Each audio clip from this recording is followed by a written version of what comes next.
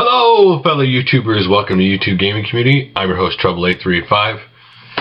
Well, something bad happened today. See, I'm playing with the power cord in my laptop because the actual power cord where it plugs in the laptops, the connection's kind of getting loose where it doesn't actually, you got to play with it to get it to charge now. And I was down here, looking up videos like I always do. And my wife called me to, go upstairs, and I turned around and not realizing the actual cord, because I was messing with the laptop with it so much, was wrapped around the chair. I got up, and my blue coffee cup that has the PlayStation logo on it and Dreamcast stuff, I've seen in videos in the past, launched off the table, hit the floor, and the handle broke. So I felt totally bad, because she made that for me. It was really cool, and then here I broke it. So that sucks. But anyway, let's get to our videos today. And the first video, which is also our topic, is from 219 Gary IND. Are female gamers supposed to be ugly or unattractive? Well, this is from a female gamer. Now, you should also check out this video not only for the topic, but she lists all the gamer girls that she knows, and the links to her videos in the description of the video. So, this is a situation I know goes on because in some ways it's part media and TV shows, right? They project like the guy who plays video games as a nerd and he looks a certain way and he's socially inadequate, right? The same way with girl gamers. They treat them a certain way. They project them a certain way. And so it is in the mind of some people's perception that's what girl gamers are like, and that's not true. There are plenty of girl gamers on YouTube that are attractive and are not ugly. It's funny because, now more than ever, I see more girl or woman gamers playing online. Whether it be Call of Duty or whatever. Any online game you see more girls and women playing it now than ever. And it's funny because they still have a lot of stereotypes to break through. I mean, no matter, you know what it is. You get online and you play and there happens to be a girl, and the minute they found the girl, what is always the first stupid question you hear them say? Are you hot? Oh yeah. Yeah, she's going to tell you she's ugly. Come on. I don't think most girl gamers are unattractive. I think it's a stereotype. The truth is, being in the early 40s, people that I know that are my age, especially women, they don't view gaming for women. They view gaming for actually immature grown-up males, and they view it for younger kids that eventually grow out of it. They still believe this.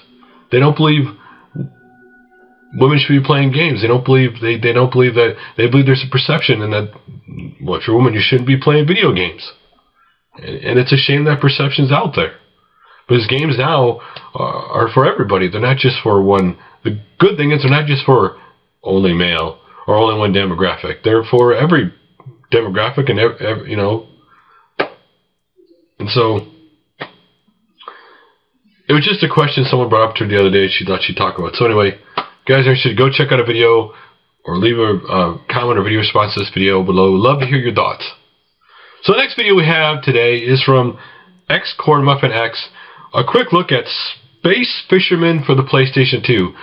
This is just a fishing game obviously made by the Japanese, because quite frankly it is a cartoony, like some of the cartoony games on the PlayStation 2, and it is just a way out there fishing game, with just way out funny cartoony locations to fish.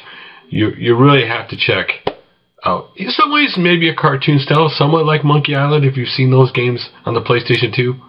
So if you're interested, definitely go watch the video. And the next one is kind of a continuation of one I talked about the other day, and that was JillPooThree's NintendOnly, the new Gameroom. If you want to see his new Gameroom that he has, it looks really cool. It's different than the old one you're used to. So if you're interested, go check it out. And the next one is from Lactobacillusprime, or Mark Vajir.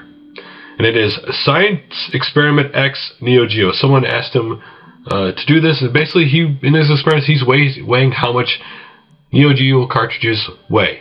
So if you're interested in how much they weigh, go check it out. Now our next video is very interesting. It is from RetroGameTech. Complete Nokia N-Gage complete in-box game collection, full worldwide retail hardware set. Basically, he has every game released worldwide for the N-Gage. Not just a region, but the entire world, complete in box. So if you want to see a complete collection of all the games ever released for that system, go check it out. There are really some really awesome games I never even knew existed on the N-Gage. Now here's another video talking about a topic, and that is from Woody's Gamertag. Harlem Shake copyright trolled LOL Black Ops 2. So part of this video is about him talking about copyright for him, meaning when he would file copyright for people for what they take of his video. Like if someone takes a small clip of a song, a very small clip of his video, and use it, that's fine, and give him credit for it. But if people take the whole video or the whole song and pass off as their own, that's when he files copyright. I do think most people feel that way. I do think most people feel if you use a little bit smaller video and you put their channel in the description and you promote them, then it's a win-win. But this also talks about Harlem Shake. And if you've not seen the Harlem Shake videos, just simply type it on YouTube. There are like 1 billion of them out there at this point. The funny thing about the Harlem Shake was the people who made the song are now filing copyright against people on YouTube for doing the videos. What's funny about that is that they actually used some people's voices in the song that they didn't have permission to. So in a sense, they're going after people who have the videos for using their copyright material without permission, and yet they've used somebody else's voice without permission. So, interesting. And you also get to check out some Black Ops 2 footage while he's talking. So next up is Jack. Where did I get Jack from? ChargeBackFOrward. TIMEWALK Games. Basically, this is a video talking about reproduction carts, how they feel about reproduction carts. And TIMEWALK Games makes reproduction carts.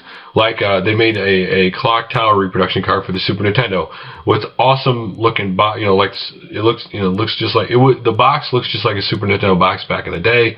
They look awesome.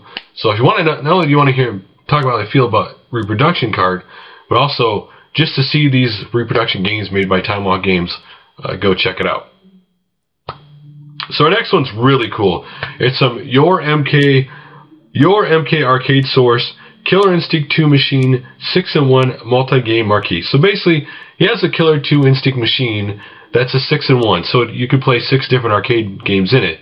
Well, he had a 6-in-1 marquee made to put on the top machine that you actually could see all 6 games that are on that machine. Not only are the 6 games on it really cool, but also the marquee. Killer Instinct 2, I believe there's Street Fighter, a bunch of cool arcade games. So interested, definitely go check that out. So now we're going to go check out Classic Gameroom's video called Electronic Table Soccer Review for the Magnavox Odyssey 2. Now, first of all, I never had a Magnavox Odyssey. I didn't see the games growing up. I didn't even know it existed until basically I got involved with the gaming community. And it's really cool to see the soccer game because it's a lot like table soccer. So if you want to see what the box looks like, or what the cart looks like plugging into Magnavox, or what the controllers and all looks like when they're playing it, go check it out. And the last video of the day is, of course, got to be a pickup video, and it is from Thriftdweller. Thriftdweller Raw Pickups 32. This is going to hurt edition. There is a lot of pickups in this video, like a Dreamcast keyboard. Maybe you've never seen a little thing called a Maxi player. Typing in the Dead. They have a lot of games. They picked up a lot of peripherals. If you want to see a really big pickup video, go check out their pickup video. So guys, that's basically it for today. I wanted to give you guys some videos to watch. Tomorrow is the live stream, so I'll definitely see you guys for 8 o'clock Central Time tomorrow night for that. So, see you then.